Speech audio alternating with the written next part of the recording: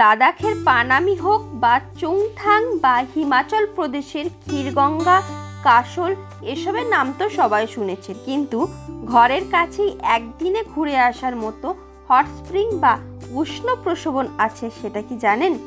যাই হোক, ঝপাঝপ দেরি না করে ব্যাগ গুছিয়ে উইকেন্ডে বেরিয়ে পড়ুন পশ্চিমবঙ্গের বীরভূম জেলায় অবস্থিত হট স্প্রিং বক্রেশ্বরের উদ্দেশ্যে।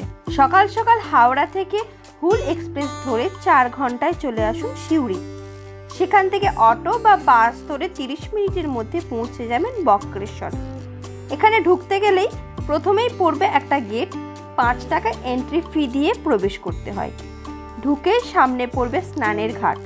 শীতকালে এই জলে স্নান করে বেশ মজা পাওয়া যায়। অনেক পুণ্যার্থী এই জলে স্নান করে মন্দিরে পুজো দেন।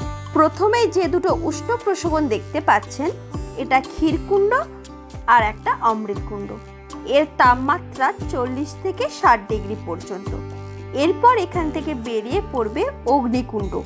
এর তাপমাত্রা 85 থেকে 90 ডিগ্রি। এখানে একজন স্টিলের পাত্রে জল তুলে বোতল ভরে বিক্রি করছিল, 5 টাকা 10 টাকা বিভিন্ন দামে। এই জলে sodium, potassium, calcium, silicate, chloride, bicarbonate ও সালফেট পাওয়া যায়, যা অনেক রোগ নিরাময়ে সাহায্য করে। এই অগ্নিকুণ্ড এইখানে সবচেয়ে উষ্ণ প্রসবন। এরপর প্রসাদ কিনে মন্দিরে প্রবেশ করুন। প্রয়োজনে পুরোহিতও নিয়ে নিতে পারেন। এখানকার পুরোহিতদের ব্যবহার খুবই ভালো, আর দক্ষিণার জন্য কোনো জোরাজুরি করা হয় না অন্যান্য তীর্থস্থানের মতো।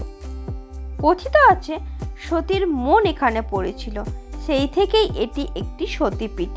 আর দেবীর ভৈরব বক্রনাথ বা বক্রেশ্বর। সত্যযুগে লক্ষ্মী ও নারায়ণের বিয়েতে সুব্রত মুনিকে ইন্দ্র অপমান করেন। রাগে ঋষির দেহ 8 বাঁকে বেঁকে যায়। সেই থেকে তিনি অষ্টবক্র মুনি নামেও পরিচিত।